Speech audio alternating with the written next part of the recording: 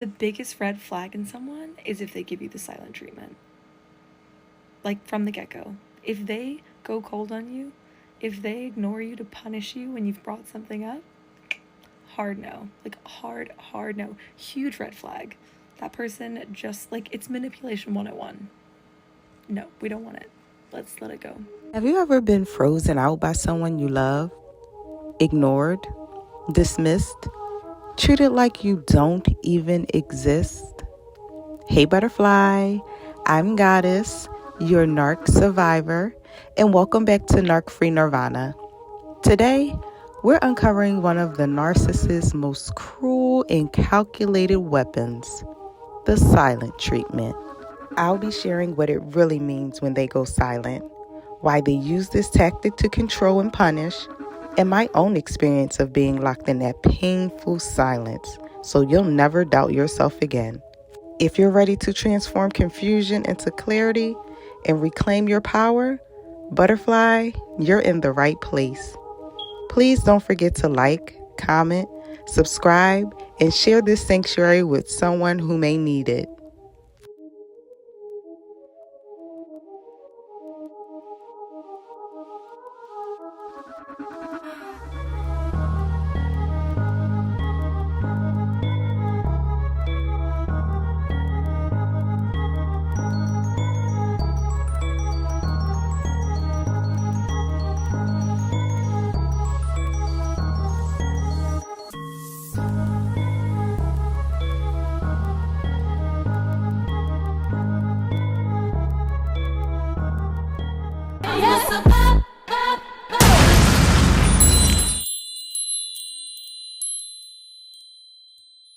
Someone doesn't need to yell and scream at you for it to be abuse. Someone can abuse you through silence. A lot of people know about the silent treatment and stonewalling, but fewer people know what this accomplishes for a manipulator. Quick recap, the silent treatment and stonewalling is when somebody intentionally withholds communication from you for a long period of time during conflict, and it is designed to make you feel a very deep sense of unease. It is different from somebody saying, I need a break from this conflict, let's pick this up tomorrow. That is healthy. The alternative is not. But to understand what stonewalling accomplishes for a manipulator, you need to understand the core elements of a healthy conflict cycle. There is disconnect, repair, and reconnect. Stonewalling is oftentimes done to avoid repair.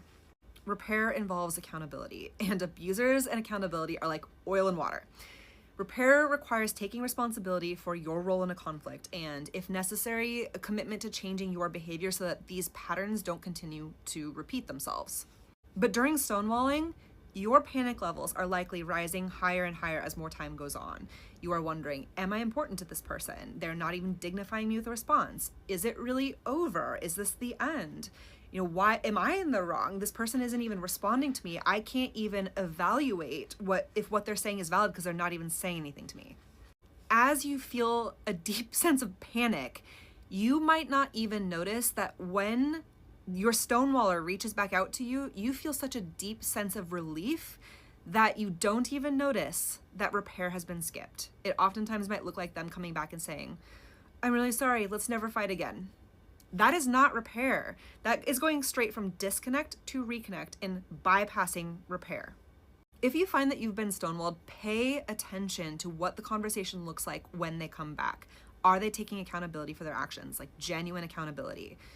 If they are not, you need to pull back and say, I'm glad to be talking to you again, but we really do need to be able to talk through what happened so that we can be on the same page. And I'd also recommend setting a very firm boundary that stonewalling is not an acceptable conflict pattern at all. Nobody deserves to be treated this way. It is very different than somebody saying, I need a break, let's set a time to come back to this. Stonewalling is manipulation, and it is not okay. Let's talk about the silent treatment. And if you're new here, I'm a diagnosed narcissist. I have narcissistic personality disorder. So, to a narcissist, the silent treatment is a power of control and authority. In the narcissist's brain, we don't think you deserve our words. You have violated some condition inside of our head. You have hurt our ego. You have done something to us that is so terrible. It's probably not terrible, but we decided you don't deserve to hear our words. You want to communicate? Nope. You have something important you need to tell me? Nope. You need some help around the house? Nope. You want to know what you did wrong? Nope. Complete, utter silence until we feel like you have learned your lesson for whatever you did wrong. And then when you ask what you did wrong, we just say, yeah, look, You weren't talking to me either. It takes two people to communicate. Or you should know what you did wrong. Figure it out. You're an adult. And the silent treatment could be used by the narcissist to get out of stuff. Like if you catch us up in something, we can just go silent and not talk about it. Have you apologized for catching a narcissist? The moment you give in to that person who's giving you the silent treatment is the moment that you let them know they still have control over you. Those times when a person gives you the silent treatment, it's not just simply because they don't want to talk to you. It's a form of manipulation. They can exert control over you by cutting the communication or revoking access to them, because what are you going to do? You're going to go into this endless pursuit. This is the reason why I say self-security is so important. You need to know what you're afraid of, and you need to get those fears under control, especially if you have a deep-seated fear of abandonment or rejection, because when that person gives you the silent treatment, it's simply just going to confirm your worst fears. When that person gives you the silent treatment, you're going to interpret that you did something wrong or that they no longer care about you, when that may not simply be the case. That is simply a way for them to regain control in a situation where they feel like they have lost control.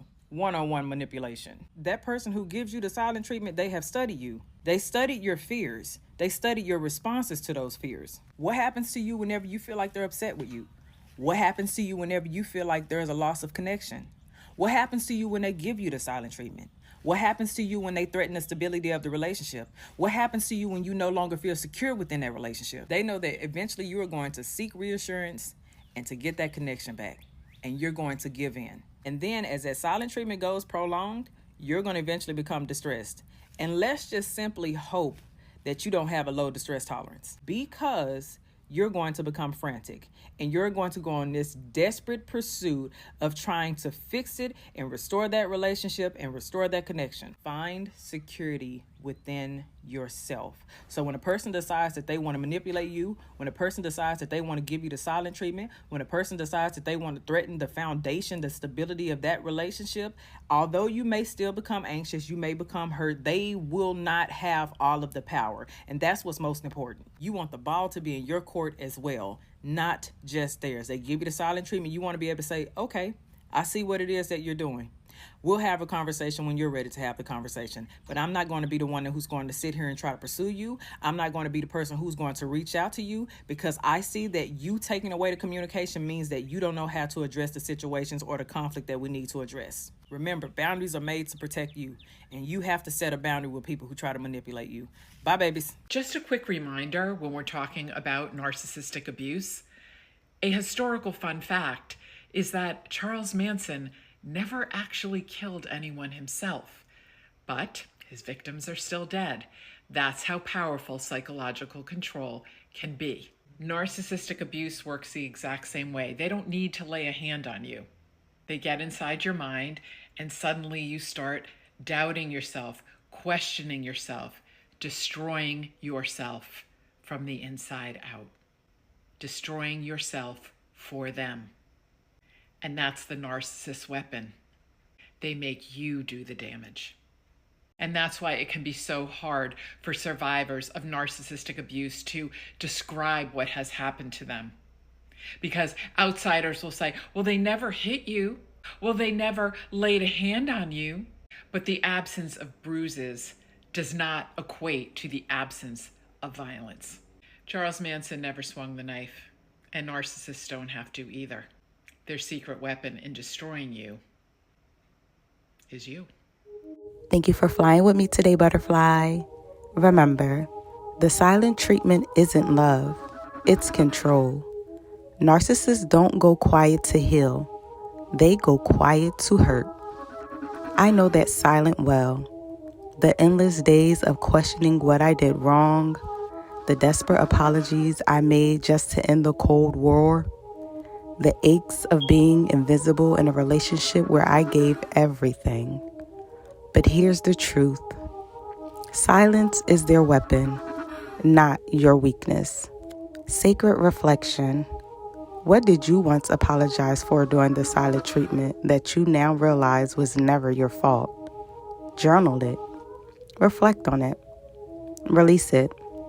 And if any part of this feels familiar, remember, you are not alone. You are not weak. You are not broken. You are becoming. Don't forget to like, comment, and subscribe. Also share this. so that our sanctuary and our butterfly family can continue to grow. Until next time, keep rising, Radiant One. I'm a survivor, I'm not gonna give up, I'm not gonna stop, I'm gonna work harder, I'm a survivor, I'm gonna make it, I will survive, keep on surviving, I'm a survivor.